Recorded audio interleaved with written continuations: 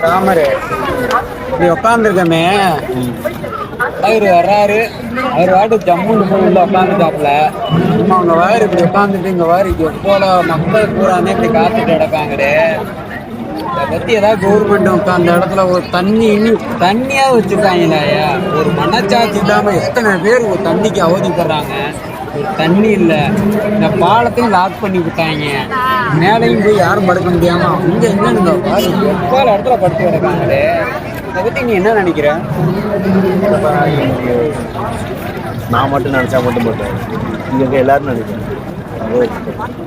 இல்ல இவ்வளவு மக்கள் வந்திருக்காங்க, சரி ஒரு தண்ணி வைப்போம்ன்ற ஒரு எண்ணம் யாருக்காவது வந்திருக்கா?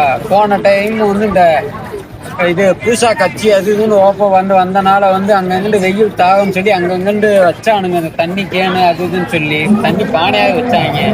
கடைசியில் அவரை தண்ணியே இல்லை, எம்டி கேனை வச்சு ஏமாத்திட்டாங்க. சரி நாளைக்கு வேற ரிசல்ட், வேற எலெக்ஷன் ரிசல்ட், நல்லா வேற அனுப்பிச்சுவாங்களா நாளைக்கு? நாளைக்கு ஆட முடியாது.